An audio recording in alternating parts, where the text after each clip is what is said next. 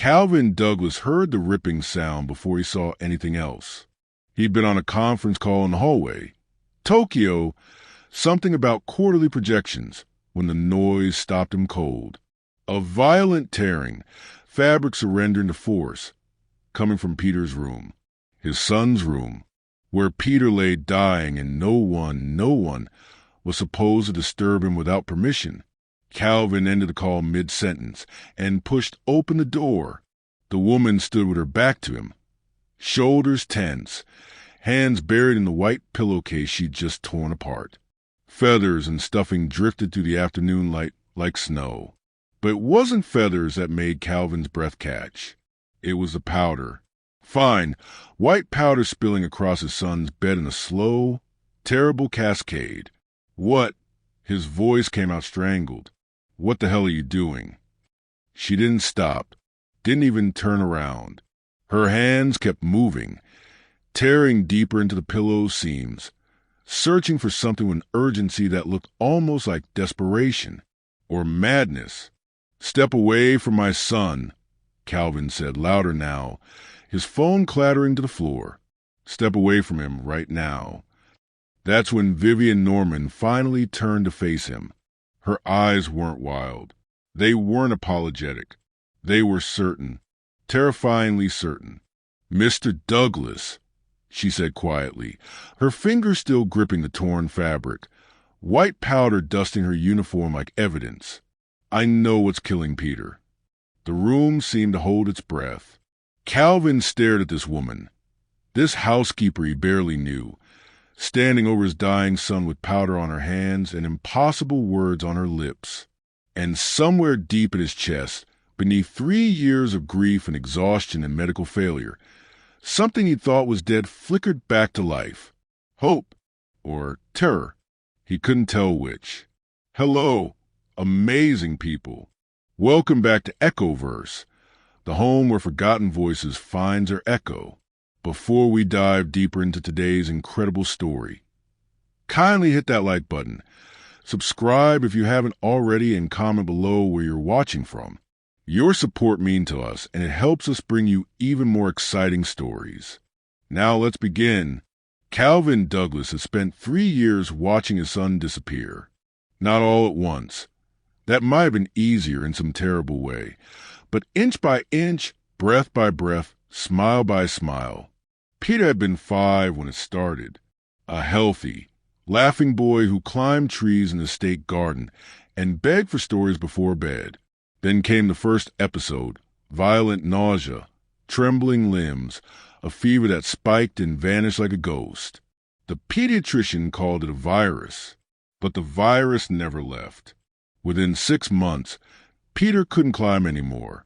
Within a year, he rarely left his bed. Calvin had called in every specialist money could summon. The head of pediatric medicine at Johns Hopkins spent 2 weeks running tests. A renowned diagnostician from Geneva flew in for consultations. They ordered scans and biopsies, adjusted medications, theorized about rare autoimmune disorders and mysterious metabolic conditions. 47 different prescriptions had cycled through Peter's room. Nothing worked. The boy kept fading, kept hurting, kept asking his father in a small, tired voice, "When will I feel better?" Calvin didn't have an answer anymore. He'd built an empire from nothing, negotiated billion-dollar deals, commanded boardrooms across 3 continents. But he couldn't save his own child. The helplessness was drowning him. Some nights he stood in Peter's doorway and watched his son sleep, counting each fragile breath, terrified it might be the last. His wife had left 2 years ago, unable to bear watching their son die slowly. Calvin stayed. He would stay until the end, however it came. But God, he was tired.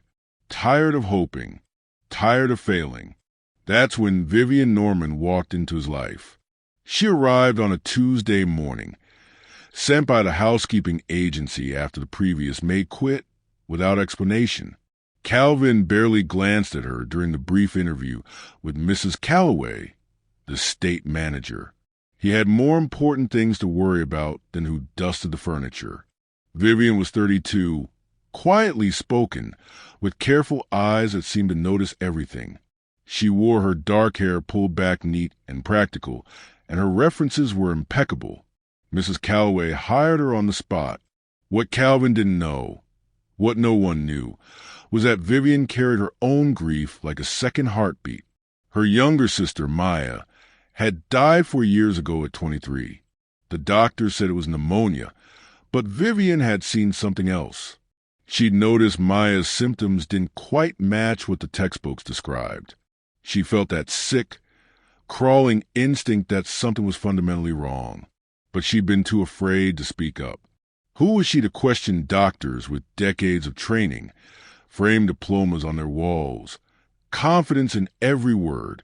She was just a girl who'd barely finished community college, who worked retail and knew nothing about medicine. So she'd stayed silent. And Maya died 3 days later. The autopsy revealed it wasn't pneumonia at all. It was a severe allergic reaction to the prescribed antibiotic, misdiagnosed from the start.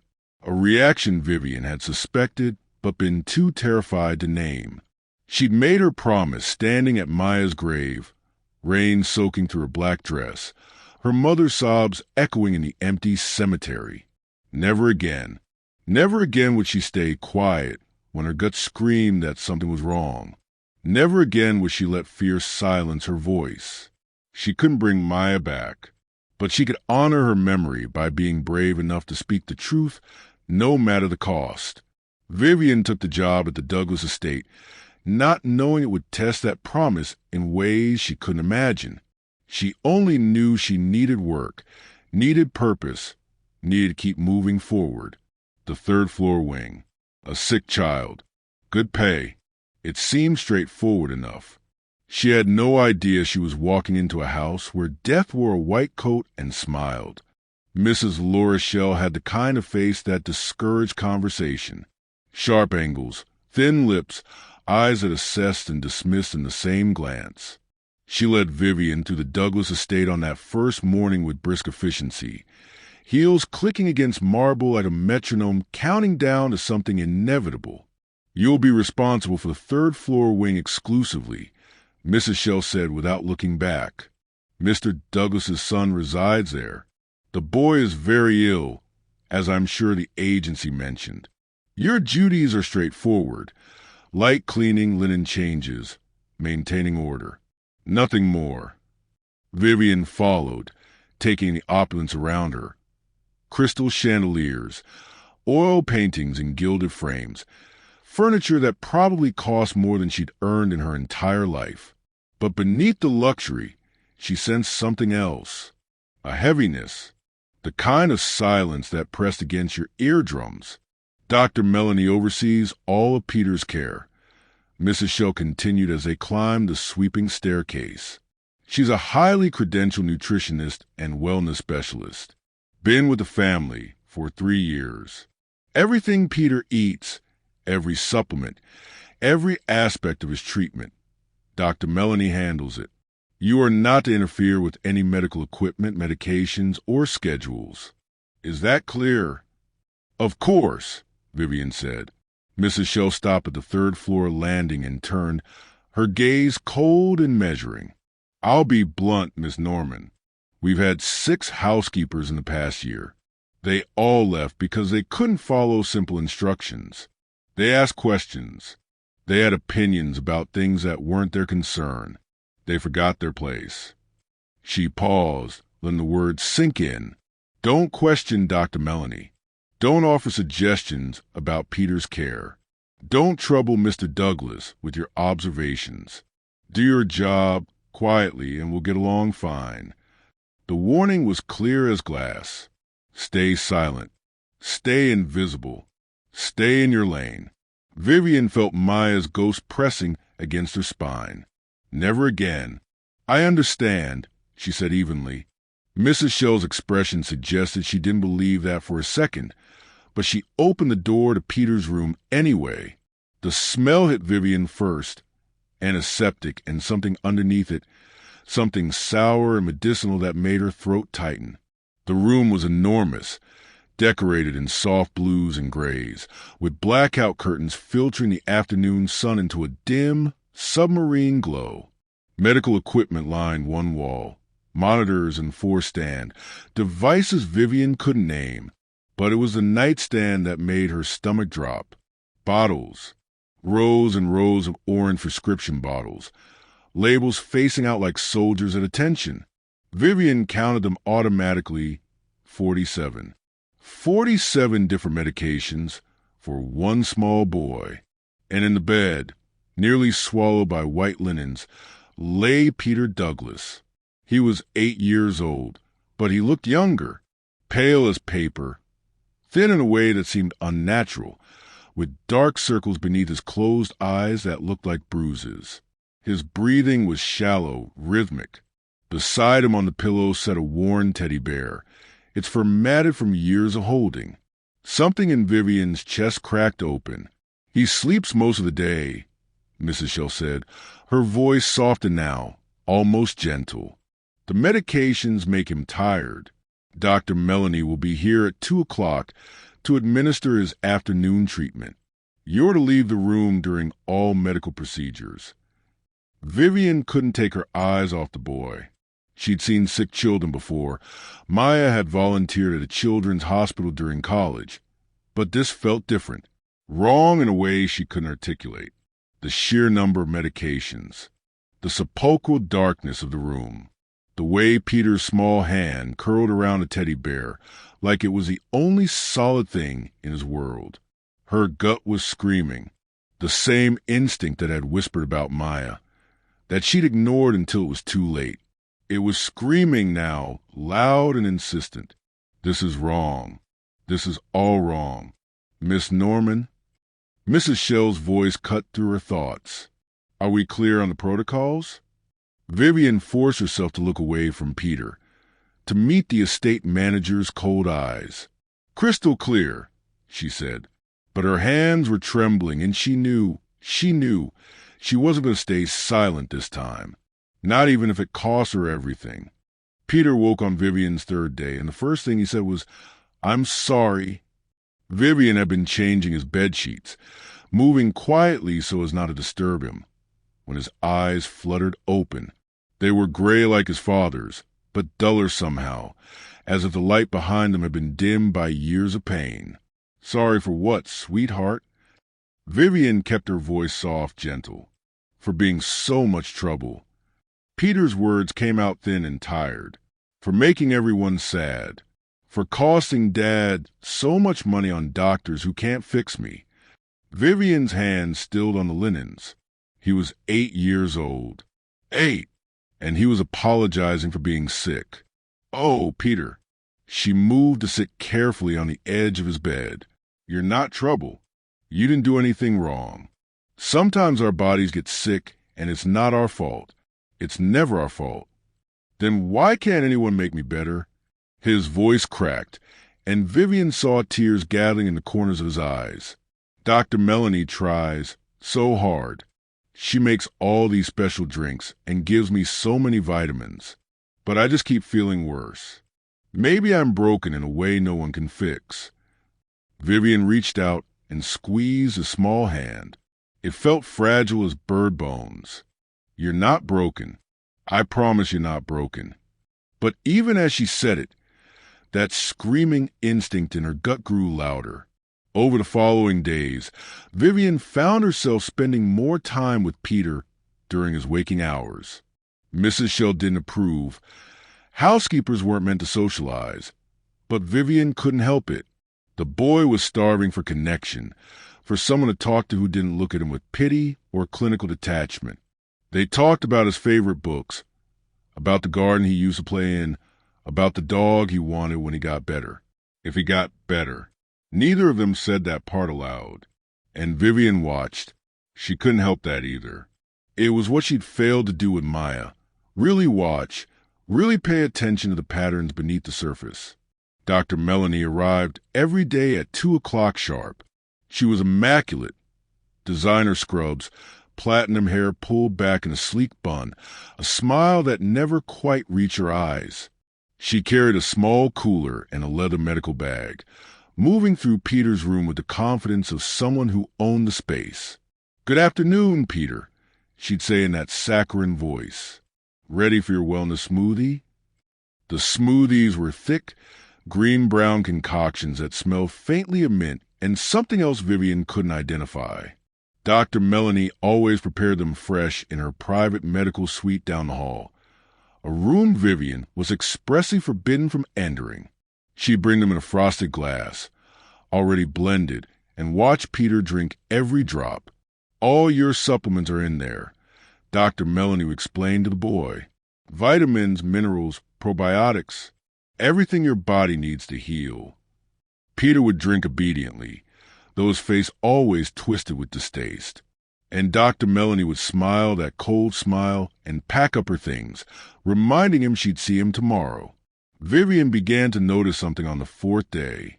Peter had seemed almost okay that morning, tired, yes, but more alert than usual. He'd asked her to open the curtains a crack, so he could see the sunlight.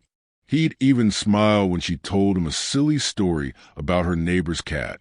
But after Dr. Melanie's 2 o'clock visit, after the smoothie, everything changed. By 4 o'clock, Peter was retching into a basin, his small body convulsing with nausea. By 6, he was curled in a ball, whimpering about stomach pain. By 8, he'd fallen into that heavy medication-induced sleep, his face gray and drawn. The next day, the pattern repeated. Morning, relatively stable. After the smoothie, violently ill. Vivian told herself she was imagining it, seeing connections that weren't there because of her paranoia, her trauma from Maya. Sick children had good days and bad days. That was normal. The smoothie was medicine. Medicine sometimes made you feel worse before you felt better. But on the 7th day, she kept a mental log. Peter's temperature at noon, 99.1. Slightly elevated, but not terrible. His color, pale but not gray. His pain level when she asked, maybe a 4 out of 10. He even ate 3 bites of toast. Then came 2 o'clock. The smoothie, Dr. Melanie's practice smile. By 3:30, Peter's temperature had spiked to 101.8. By 4, he couldn't keep down water. By 5, he was crying and clutching his stomach, telling Vivian it felt like something was burning him from the inside. Vivian stood in the doorway after Peter finally fell asleep, watching his labored breathing, and felt that old familiar terror rising in her throat. The same terror that had paralyzed her with Maya. The fear of being wrong, of causing trouble, of speaking up when she had no right to speak. But this time, beneath the terror, something else burned hotter. Certainty. She'd watched this pattern for a week now. Every single day. The smoothie came. Peter got worse. It was too consistent to be coincidence, too precise to be random fluctuation. Vivian thought about the 47 medication bottles. About 3 years of decline, despite the world's best specialists. About a boy who apologized for being sick. And she thought about Dr. Melanie's cold smile as she watched Peter drain every drop. Her hands were shaking when she pulled out her phone and opened her notes app. She started typing, documenting everything she'd observed, times, symptoms, patterns, evidence. Because this time, she wasn't going to stay silent. This time, she was going to find out what was in that smoothie. Dr. Melanie didn't come on Thursday. Vivian learned this from Mrs. Shell, who stopped by Peter's room that morning with tight lips and an even tighter expression. Dr. Melanie had a family emergency in Boston. She'll return tomorrow. Peter will have to miss today's treatment. Will he be all right? Vivian asked, try to sound appropriately concerned rather than quietly, guiltily hopeful. He survived worse. Mrs. Shell's tone suggested the conversation was over. Continue with your regular duties. Vivian nodded and waited until the estate manager's footsteps faded down the hallway. Then she turned to look at Peter, still asleep in his bed, and felt her heart hammering against her ribs. One day without the smoothie. If her suspicions were right, if she wasn't losing her mind, then maybe, just maybe, she'd see a difference. She tried not to let herself hope. Hope was dangerous. Hope had betrayed her before. But when Peter woke at 10 o'clock, something was different. His eyes opened clearer than Vivian had ever seen them. Not bright, exactly, but less clouded, less drugged. He blinked at the sunlight streaming through the gap in the curtains and didn't immediately wince away from it. "Good morning," Vivian said carefully, watching him. "How do you feel?" Peter was quiet for a moment, as if taking inventory of his own body. "I don't know," he said finally. "Weird. Different weird, not bad weird." He pushed himself up slightly against the pillows, actually pushed himself up using his own strength, and Vivian's breath caught. "My stomach doesn't hurt as much." "No." Vivian moved closer, keeping her voice casual even as her pulse raced. "That's wonderful, sweetheart." "Yeah." Peter looked almost confused by his own well-being. "Is Dr. Melanie coming today? For my smoothie?" "Not today. She had to go to Boston. Family emergency." "Oh." Peter's face did something complicated. A flicker of guilt, quickly followed by something that looked almost like relief. "I hope her family's okay." "I'm sure they will be." By noon, Peter was sitting fully upright. By 2 o'clock, the hour the smoothie usually arrived, he asked Vivian if he could have some crackers. Not because Mrs. Shell or the meal plan dictated it, but because he was hungry, actually hungry. Vivian brought him saltines and watched in quiet amazement as he ate 6 of them without getting sick. By 4 o'clock, Peter was smiling. A real smile, not the wan, dutiful expression he usually managed. He asked Vivian to read to him from one of his books, and his voice, when he laughed at a funny part, sounded like what a child's laugh should sound like. By 6 o'clock, Vivian's suspicions had crystallized into cold, terrible certainty. The smoothie was poisoning him. She didn't know how yet or why, but she knew, the same way she'd known something was wrong with Maya. Except this time, she was watching it happen in reverse, watching a dying child come back to life simply by not consuming the thing that was supposed to heal him. That evening, after Peter had fallen asleep naturally, not the heavy, drugged sleep she'd grown accustomed to, but the peaceful rest of an exhausted child, Vivian began tidying his room. She was changing the water in the vase on his dresser when she noticed the drawer slightly ajar. She shouldn't look. It was an invasion of privacy. But her hands moved anyway, pulling the drawer open.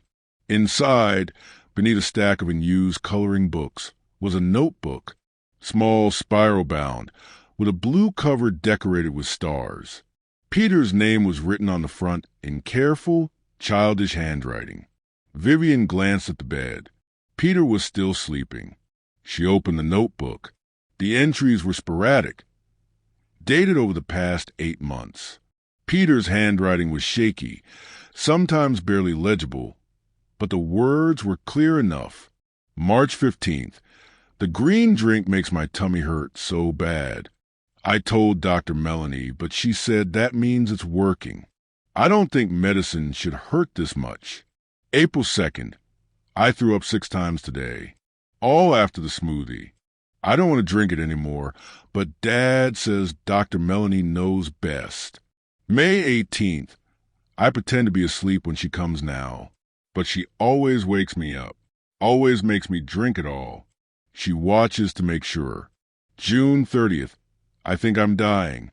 The drink tastes like poison. Is that crazy? I can't tell Dad. He spent so much money. Everyone's trying so hard. Maybe I'm just being a baby. August 4th. Sometimes I wish I could just fall asleep and not wake up. Then everyone would stop being sad. Then it would be over. Vivian's hands were shaking so badly, she almost dropped the notebook. Tears blurred her vision, hot and furious. This child, this sweet, brave child, had been documenting his own poisoning for months, had suspected the truth himself but been too afraid, too conditioned to obey authority, to speak up, just like she'd been with Maya. She was about to close the notebook when she heard the sound. Footsteps, brisk, familiar footsteps coming down the hallway. Dr. Melanie's voice carried through the door, sharp and annoyed. I said family emergency, Laura, not family vacation. I drove back tonight specifically to check on Peter. He can't miss his treatments. Mrs. Shell's response was muffled, apologetic. Where is he? In his room? Good. I have a smoothie prepared. He'll need a double dose to compensate for missing today. Vivian's blood went cold. She shoved the notebook back into the drawer and stepped away from the dresser just as the door opened. Dr. Melanie stood in the doorway, still in her travel clothes, a familiar frosted glass in her hand. When she saw Peter sleeping peacefully, saw his better color, his relaxed face, something flickered across her expression, something that looked almost like anger. He seems improved, Dr. Melanie said slowly, her eyes narrowing. He had a good day, Vivian replied, keeping her voice neutral. How fortunate. But Dr. Melanie's smile was cold, brittle. Well, we can't let him backslide. Peter, she called, moving toward the bed. Peter, wake up. Time for your medicine. And Vivian knew, watching the doctor advance with that glass of poison, that she'd run out of time to gather evidence. She had to act now, before tomorrow's smoothie, before it was too late, before Peter ended up like Maya, another child she'd failed to save.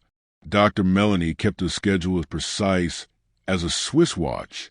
Every day at 3:15, exactly 75 minutes after administering Peter's smoothie, she left the estate for what Mrs. Shell called professional consultations.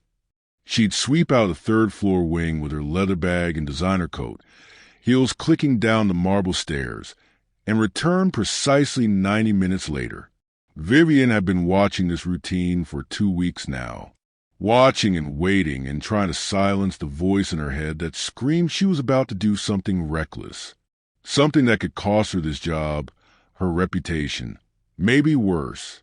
But every time doubt crept in, she thought about Peter's journal. The drink tastes like poison.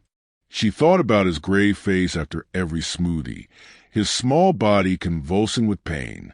She thought about Maya's grave and the promise she'd carved into her own heart. On Friday, Dr. Melanie left at 3:15 as always. Vivian watched from Peter's doorway as the doctor disappeared down the staircase, counted to 60, then moved. The medical suite was at the far end of the third-floor hallway, past 2 unused guest rooms and a linen closet. Vivian had never been inside. Mrs. Shell's warnings had been explicit, but she'd memorized the location of every security camera in the wing.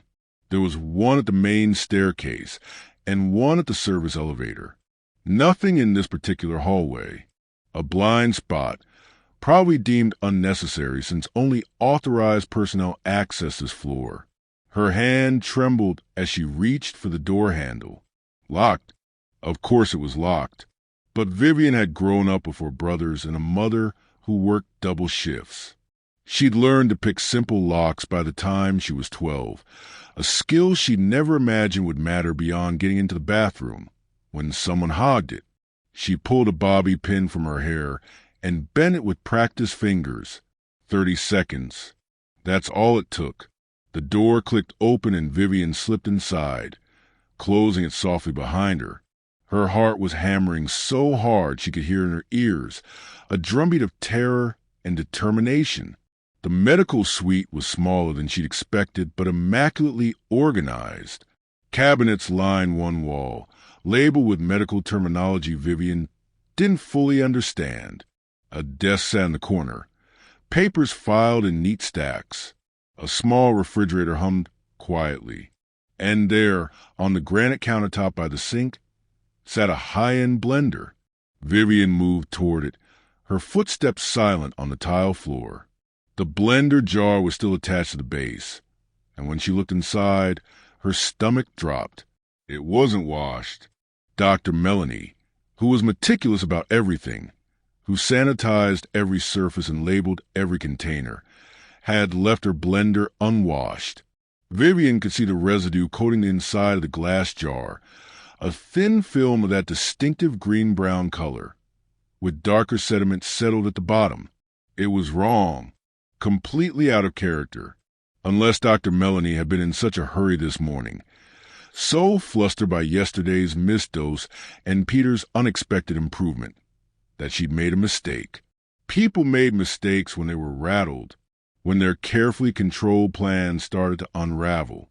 Vivian pulled out her phone with shaking hands and took 3 photos of the blender from different angles, making sure the residue was clearly visible. Then she looked around frantically for something to collect a sample with. Her eyes landed on a box of cotton swabs in an open cabinet. She grabbed one, twisted off the cap, and carefully scraped the inside of the blender jar, coating the swab's tip with a dried residue. The substance was slightly sticky, with an odd, bitter smell underneath the mint. She sealed the swab back in its plastic tube and slipped it into her pocket. But she needed more. Something concrete. Something that couldn't be dismissed. Vivian spotted a small dropper bottle near the sink. Sterile water, according to the label. She grabbed it, emptied half the water into the sink, then filled the bottle partway with the liquid residue that had pooled at the bottom of the blender. It was risky, contaminating the scene, but she needed a proper sample, something that could be tested. She was sealing the bottle when she heard it. Footsteps, coming down the hallway. Fast footsteps, not the measured click of Dr. Melanie's heels, but still, someone was coming. Vivian shoved the bottle into her other pocket, replaced the swab box exactly where she'd found it, and moved toward the door. She eased it open a crack and peered out. Mrs. Shell, talking on her phone, walking toward the main staircase, not toward the medical suite. Not yet.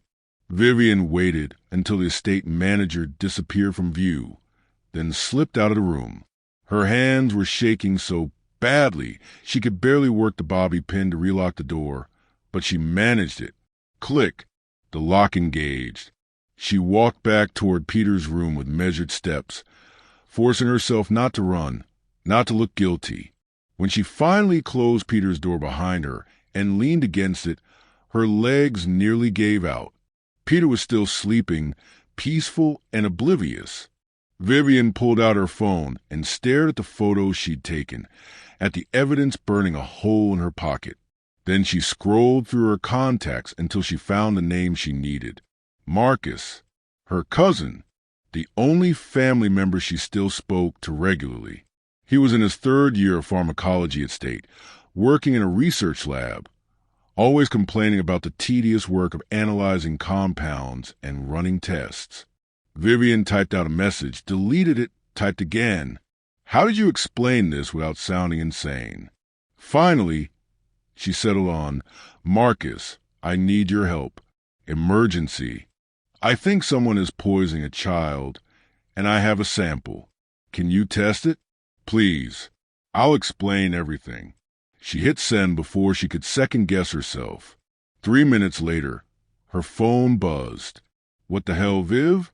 You serious? Dead serious. I'll bring it to you tonight. Please don't ask questions yet. Just tell me, can you test it? A longer pause this time. Then, yeah, I can run it through the lab's mass spectrometer after hours. This better not be one of your hunches. Viv, if you're wrong, I'm not wrong, Vivian typed back. Not this time. But even as she sent the message, that old familiar doubt crept in.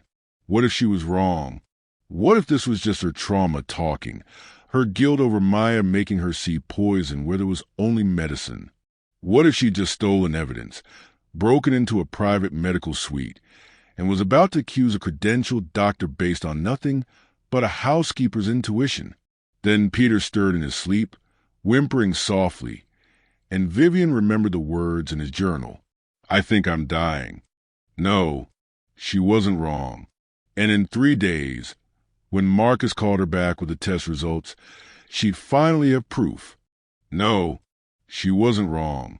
And in 3 days, when Marcus called her back with the test results, she'd finally have proof.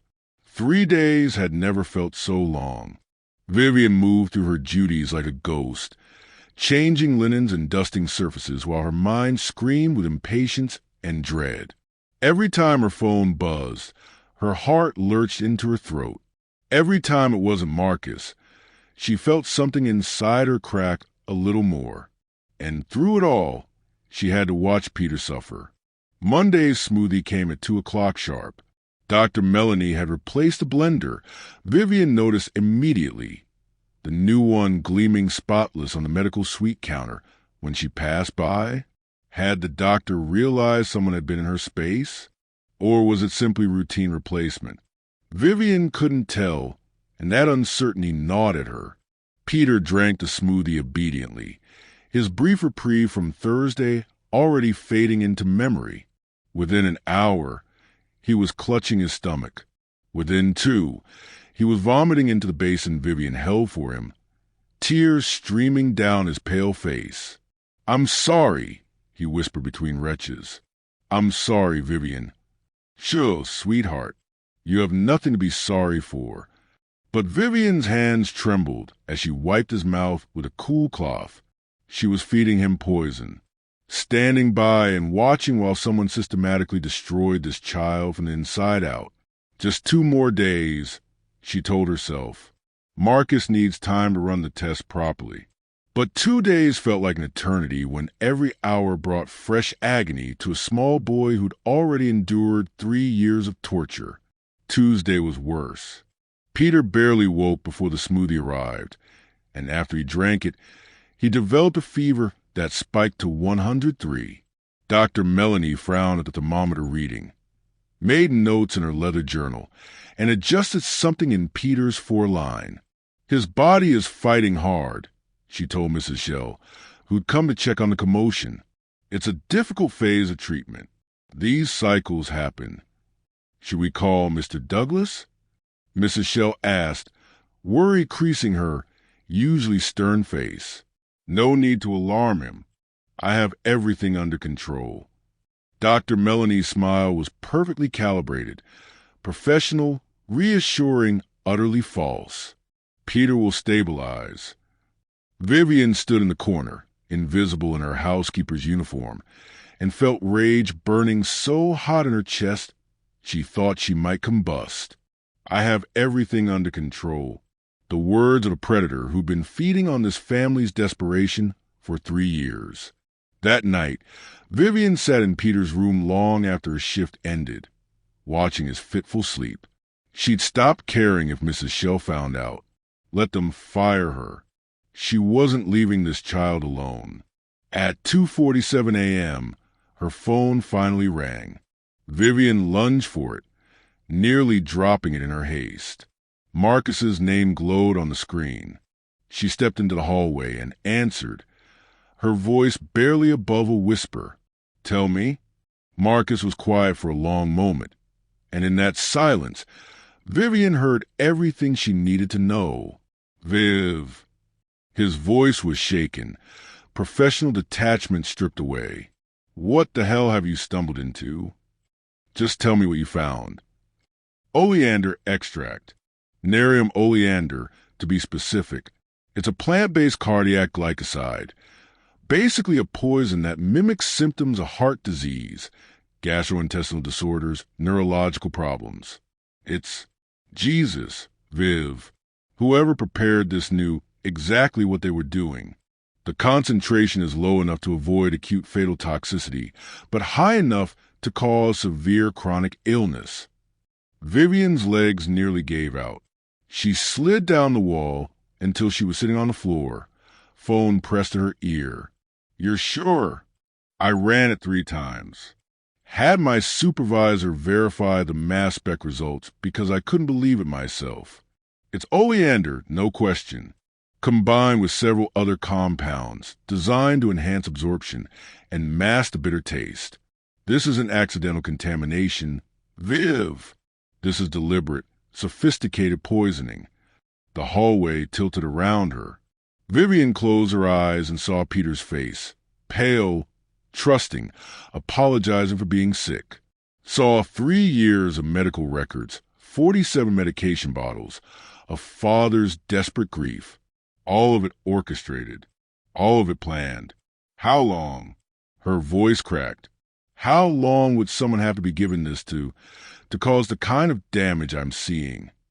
Months, maybe years, depending on the dosage. Marcus paused. Viv, who is this child? How long has this been happening? 3 years. The words felt like ash in her mouth. He's been sick for 3 years. Oh my God!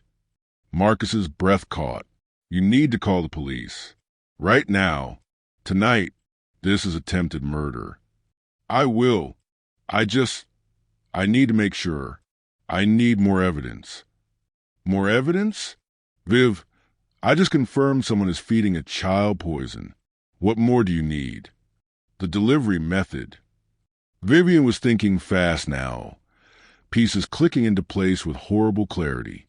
The smoothies are the obvious source, but Peter's been sick constantly, every day, even on days when he doesn't finish the drink, even overnight when there's no smoothie at all. There has to be another source. What are you saying? I'm saying whoever's doing this is too smart to rely on just one method. They'd have a backup. Something constant. Something Peter's exposed to continuously. Her mind raced through Peter's room. The medications, the medical equipment, the furniture, the bedding, the pillows. Vivian breathed. Oh, God, Marcus. The specialized orthopedic pillows Dr. Melanie ordered. Peter sleeps on them every night. You think I think I need to check those pillows. Vivian was already standing, already moving back toward Peter's door. If I find anything, I'll have everything I need. Physical evidence, your test results, Peter's journal documenting his symptoms. It'll be irrefutable. Viv, wait. If you're right about this, if there really is poison in the pillows, then this doctor, she's been systematically killing a child for 3 years. Do you understand how dangerous that makes her? You need to call the police and let them handle it. I will. Tomorrow, after I have proof. Vivian's hand was on the doorknob to Peter's room. I just need one more piece. Then I'll go straight to Mr. Douglas and the police. I promise. Vivian, thank you, Marcus, for believing me, for helping me. Her voice softened. I couldn't save Maya, but I'm going to save this boy. She ended the call and stepped back into Peter's room. The boy was sleeping restlessly, his face flushed with fever, his small hand clutching that worn teddy bear. Around his head, plump and seemingly innocent, were 3 specialized orthopedic pillows that Dr. Melanie had insisted were essential for his condition. Vivian approached the bed slowly, her heart hammering. Oleander extract. 3 years of deliberate poisoning. A doctor who watched a child suffer and called it treatment. She reached for the first pillow, feeling along the seams, searching for any irregularity. And there, a section where the stitching felt different, slightly raised, not machine-sewn like the rest. Hand-stitched. Someone had opened these pillows and sewn them back up. Vivian's hands were shaking as she went to Peter's dresser and pulled open the drawer. She needed something sharp. Scissors. She found a small pair in his art supplies, meant for construction paper. She carried them back to the bed and carefully, precisely, began to cut the hand-stitched seam. White powder spilled onto the sheets like snow, and Vivian knew with absolute, terrifying certainty that she was looking at 3 years' worth of evidence. 3 years of a child being poisoned in his sleep, breathing in toxins every night, his small body absorbing death through the very pillows meant to comfort him. She was staring at the powder, her mind reeling with the enormity of what she'd discovered, when she heard the sound behind her, the door opening, footsteps, and Calvin Douglas's voice, sharp with confusion and rising panic. "What the hell are you doing?" Vivian didn't turn around, couldn't turn around. Her hands were still gripping the torn pillow, white powder coating her fingers like damning evidence. She'd been so focused, so consumed by what she'd found, that she hadn't heard Calvin Douglas approach, hadn't heard anything beyond the roaring in her own ears. "I asked you a question." Calvin's voice was louder now, harder. "What are you doing to my son's pillow?" Vivian finally turned to face him. He stood in the doorway, still wearing his suit from whatever meeting he'd just left, his phone clutched in one hand, his face a mixture of confusion and anger. Behind that, she saw exhaustion. 3 years of exhaustion that had carved lines around his eyes and turned his hair prematurely gray at the temples. "Mr. Douglas," she said, her voice steadier than she felt, "I know what's killing Peter." Calvin stared at her like she'd spoken in a foreign language. "What?" "I know what's killing your son." Vivian set the pillow down carefully on the bed, the white powder stark against the sheets. "And I know who's doing it. You're fired." The words came out automatic, reflexive. "You're fired, and I'm calling security. What you've done, destroying Peter's medical supplies, making accusations. Dr. Melanie has been poisoning him." The words came out in a rush now. 3 days of waiting and watching and holding her tongue finally breaking free. For 3 years, every single day, the smoothies, the pillows, maybe more, she's been systematically poisoning your son and calling it treatment. Calvin's face went white, then red. "How dare you? Dr. Melanie is a highly credentialed specialist who's dedicated 3 years to trying to save." "Look at the powder." Vivian pointed to the bed. "Please, just look at it." "I don't need to look at anything. You're clearly disturbed, and I'm calling." "My cousin analyzed a sample from her blender." Vivian pulled out her phone with shaking hands, pulled up Marcus's email with the lab results. "It's oleander extract, a plant-based poison that causes all the symptoms Peter's been experiencing: gastrointestinal distress, cardiac problems, neurological issues, everything." Calvin stood frozen, his hand still raised with his phone. That's impossible. I've been watching for 2 weeks. Every single day, Peter gets violently sick exactly 1 hour after Dr. Melanie gives him that smoothie. Every single day. But last Thursday, when she missed her visit, Peter was better. Actually better. For the first time since I started working here, he was alert and hungry and smiling. 1 day without the smoothie, and he improved dramatically. That's coincidence. But Calvin's voice had lost its certainty. Vivian could see him thinking, calculating, remembering. It's not coincidence. Vivian moved to Peter's dresser, pulled open the drawer, and retrieved the blue notebook. She held it out to Calvin. Peter's been documenting himself. He suspected the smoothies were making him sick for months. But he didn't say anything because he didn't want to seem ungrateful. Because everyone kept telling him Dr. Melanie was helping him. Calvin took the notebook with numb fingers. He opened it, and Vivian watched his face as he read his son's words. Watched the color drain away. Watched his hands begin to tremble. "The drink tastes like poison," he read aloud, his voice breaking. "I think I'm dying." He looked up at Vivian, and she saw something crumbling behind his eyes. He wrote this in June. And I never knew. He was scared to tell you. He thought he was being ungrateful. Calvin sank into the chair beside Peter's bed, still holding the notebook. His hand came up to cover his mouth, and for a moment Vivian thought he might be sick. 3 years. Every specialist in the world, and no one could tell me what was wrong. because there was nothing wrong, because someone was doing this to him on purpose. He looked at his sleeping son, at the pale face and thin frame, and something raw and terrible crossed his expression. Why? Why would she do this? I don't know. Vivian moved closer, her voice gentle now. But I know we need to stop it. Tonight, before tomorrow's smoothie. Calvin stood abruptly, the notebook falling from his hands. He moved to the bed and picked up the torn pillow, staring at the white powder as if seeing it for the first time.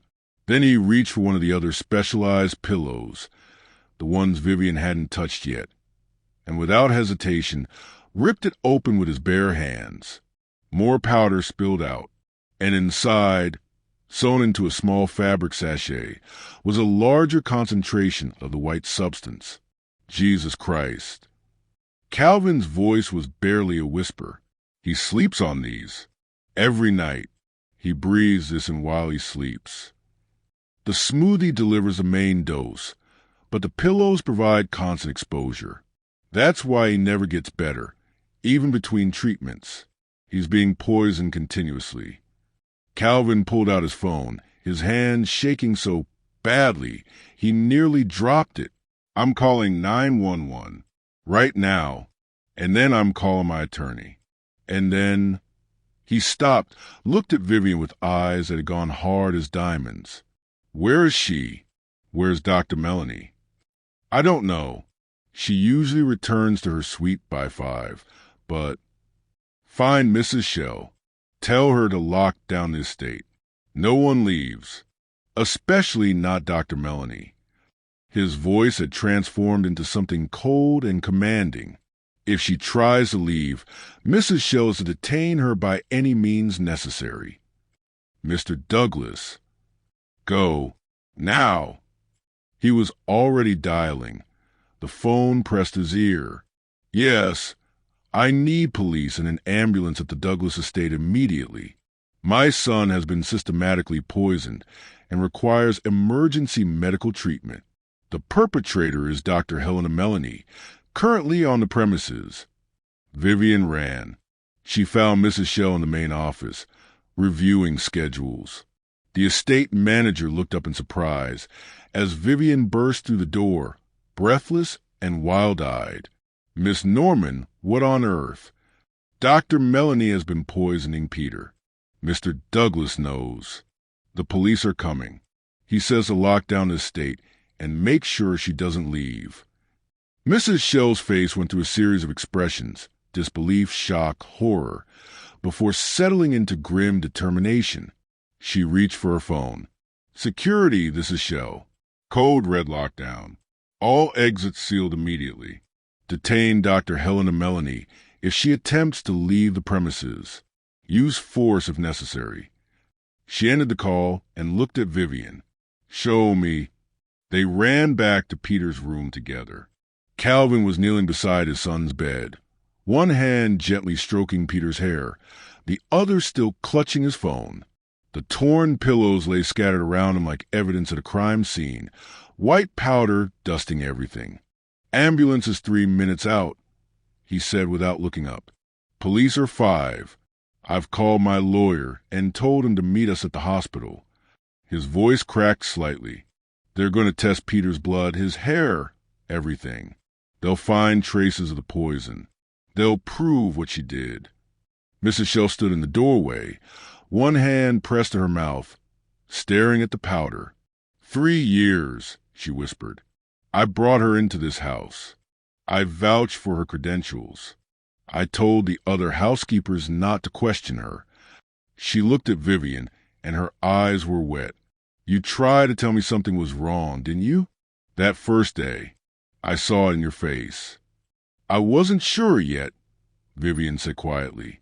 I needed proof. But you looked. You questioned. You didn't just follow orders. Mrs. Shell's voice hardened. I failed this family. I failed that boy. You didn't know, Calvin said, his eyes still on Peter. None of us knew. We trusted the credentials, the degrees, the professional reputation. We never thought to question.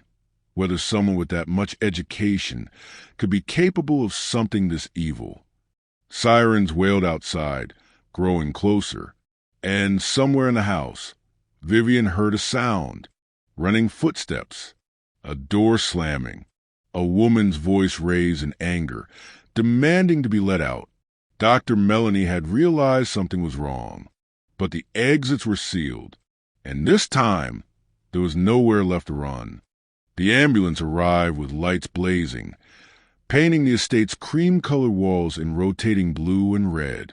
Paramedics rushed up the stairs with a gurney, their movements practiced and efficient. Calvin refused to let go of Peter even as they worked around him, checking vitals, starting a new 4-line, asking rapid-fire questions about symptoms and timeline. Poison, Calvin kept saying. He's been poisoned. Oleander extract. For 3 years. The lead paramedic, a woman with gray streaks in her dark hair, looked up sharply. Oleander? Are you certain? We have lab results. Vivian stepped forward, holding out her phone with Marcus's email. My cousin analyzed the sample. It's confirmed. The paramedic scanned the results, her expression growing grimmer. We need to get him to County General immediately. They'll need to run a full toxicology panel, start chelation therapy if possible, monitor his cardiac function. 3 years of exposure. She didn't finish the sentence, but Vivian heard what she didn't say. The damage might be irreversible. He's going to be okay. Calvin's voice was fierce, absolute. Whatever it takes, whatever he needs, he's going to be okay. They loaded Peter onto the gurney, still sleeping, still clutching his teddy bear. Calvin climbed into the ambulance without hesitation, never taking his eyes off his son. Just before the doors closed, he looked back at Vivian. Come to the hospital. I'll need you to give a statement, to tell them everything you saw. Vivian nodded, but before she could respond, the ambulance doors slammed shut and the vehicle was pulling away, sirens wailing into night. 2 police cars pulled up seconds later. 4 officers emerged, their hands resting on their weapons, as Mrs. Shell met them at the entrance. Vivian could hear the estate manager's voice, clipped and professional, giving them the information they needed. Dr. Helena Melanie, 3rd floor medical suite.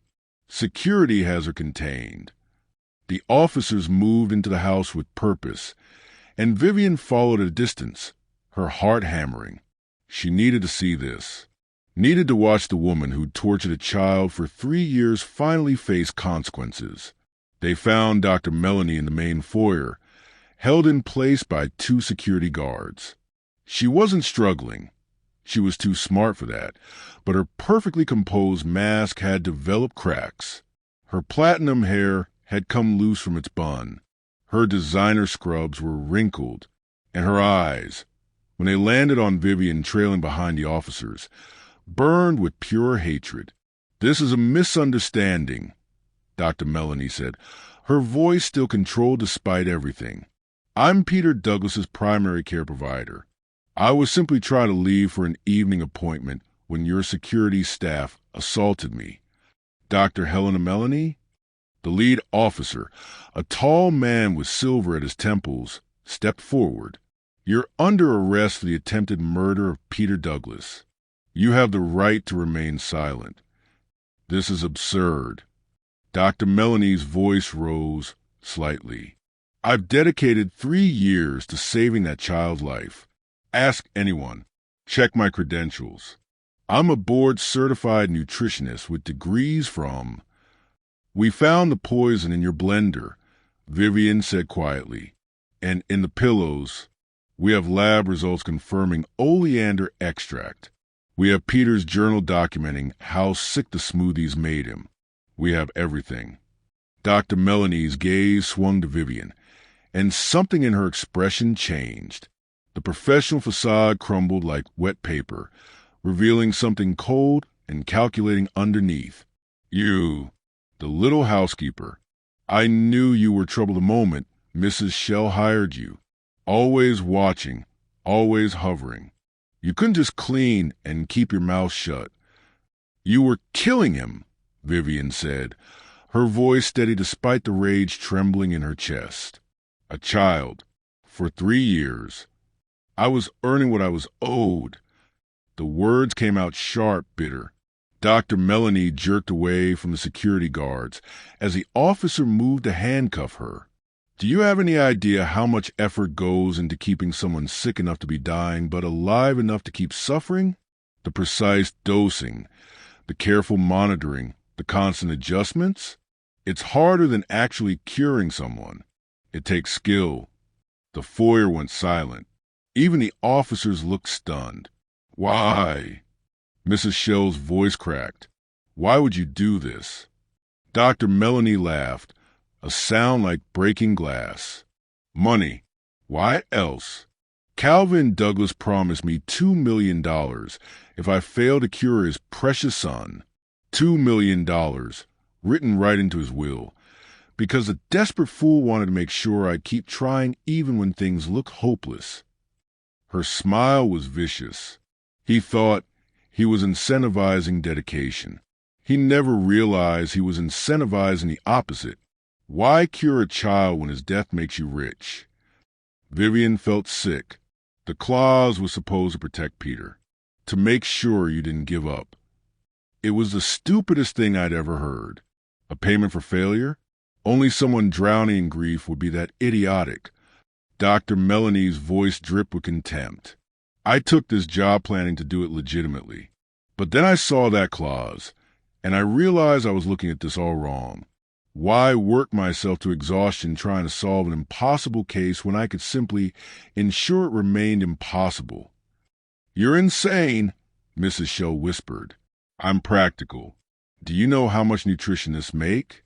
How many years I spent in school accumulating debt, only to be treated like glorified meal planners? I deserve that inheritance. I earned it through 3 years of meticulous work, playing the dedicated doctor while that ungrateful brat slowly wasted away. One of the officers stepped forward, his face hard. Ma'am, stop talking. Anything you say. Let her talk, another officer said quietly, pulling out a recording device. Let her confess to everything. Dr. Melanie seemed to realize what she'd done, but it was too late. The words had spilled out, poisonous as the oleander she'd been feeding Peter.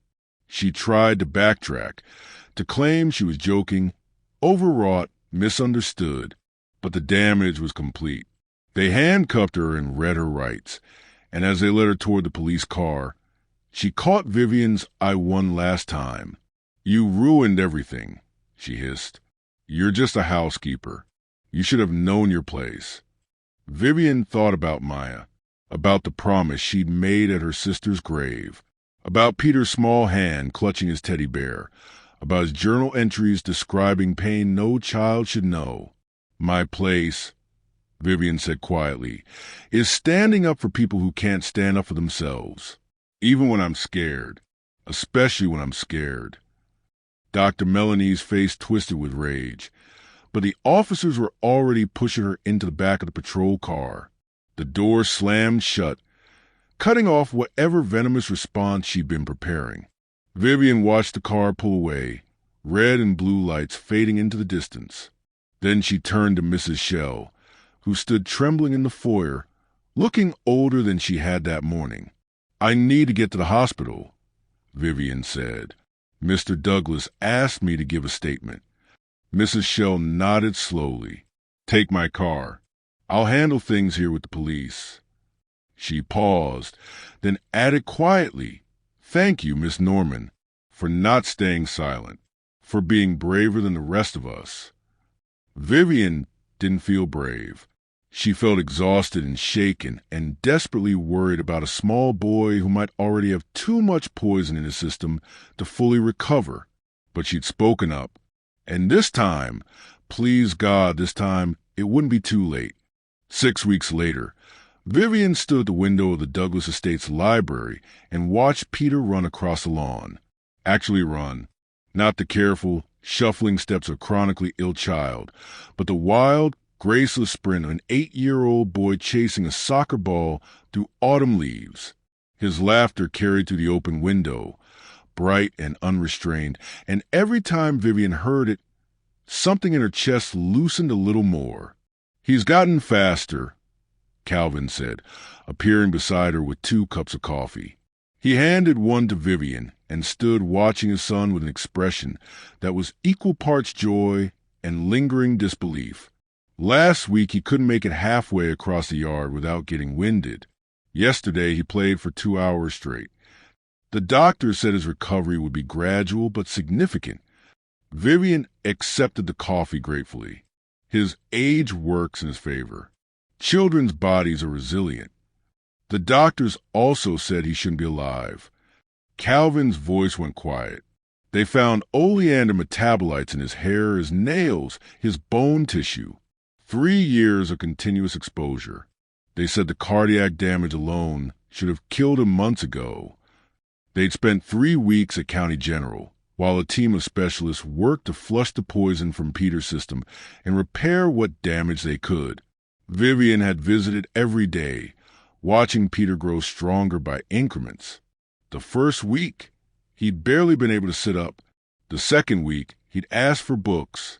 The third week, he'd smiled at a nurse's joke, and Vivian had seen Calvin cry for the first time.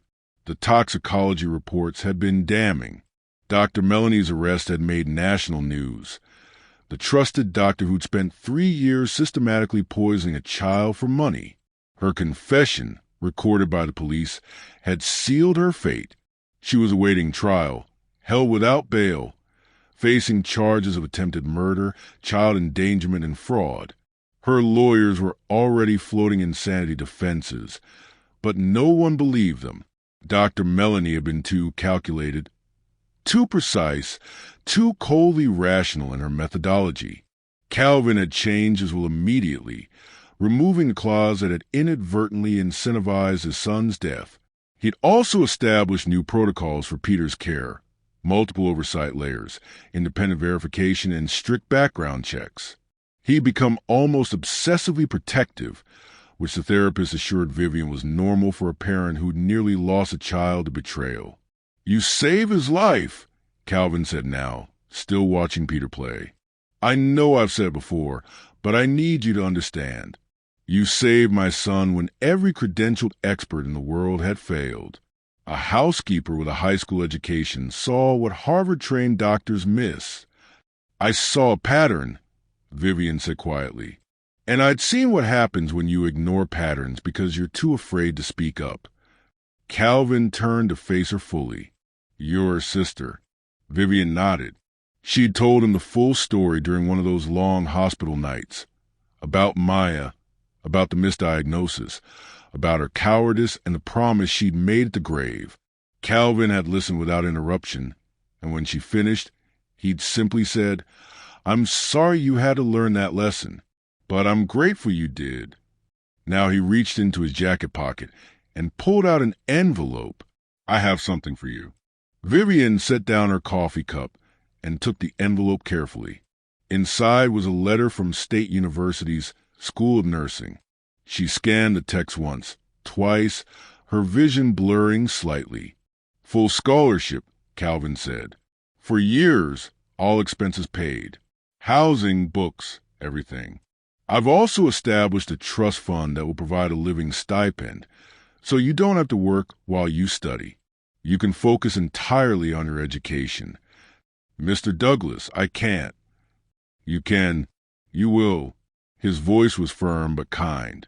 "You told me you wanted to be a nurse, that you wanted the knowledge and credentials to save people properly, not just on instinct. So I'm giving you that chance." Vivian's hands trembled on the paper. "This is too much. It's not nearly enough." Calvin glanced back out the window at Peter, who was now showing his soccer moves to the new groundskeeper. "You gave me back my son. You gave him back his life. There's no amount of money that repays that. But I can give you the future you deserve, the education you've earned, the chance to become what you were always meant to be. I don't know what to say. Say you'll accept. And say you'll keep working with Peter while you study. He needs consistency. He needs someone he trusts. Calvin smiled slightly. He needs you. We both do. Vivian looked at the acceptance letter, at the proof that her life was about to transform in ways she'd never imagined. She thought about the scared woman who'd walked into this estate 6 weeks ago, carrying Maya's ghost and a promise she'd been terrified to keep. I accept, she said. And thank you, not just for this, but for believing me when I had no right to be believed. You had every right. You'd earned that right through observation and courage. Calvin extended his hand. Welcome to the family, Vivian, official caregiver and future nurse. She shook his hand, then looked back out the window. Peter had collapsed on the grass now, spread-eagled and laughing at the sky, his chest rising and falling with healthy, easy breaths. The teddy bear sat propped against a nearby tree, watching over him. That night, Vivian drove to the cemetery for the first time in months. She knelt at Maya's grave and placed fresh flowers against the headstone, her fingers tracing her sister's name. I kept my promise, she whispered. I spoke up. I saved him, Maya. I saved the little boy. The evening wind rustled through the trees, carrying the scent of autumn and something that felt almost like approval. Vivian stayed there for a long time, letting herself cry, not tears of grief this time, but tears of release, of redemption earned through courage she'd never known she possessed. When she finally stood to leave, she felt lighter. The weight she'd carried for 4 years hadn't disappeared entirely. It never would, but had transformed into something bearable, something purposeful. Maya's death had taught her the cost of silence. Peter's life had taught her the power of speaking truth. And now, finally, Vivian Norman knew who she was meant to be. Not just a housekeeper, not just a sister drowning in guilt, but someone who stood between the vulnerable and those who would harm them. Someone who asked the hard questions and demanded the difficult answers. Someone who never, ever stayed silent when something was wrong. 3 months later, Vivian started her first semester of nursing school.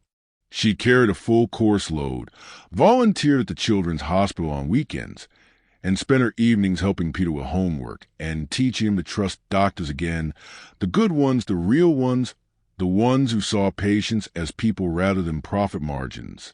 On the day Dr. Melanie was sentenced to 25 years in prison, Vivian didn't attend the hearing.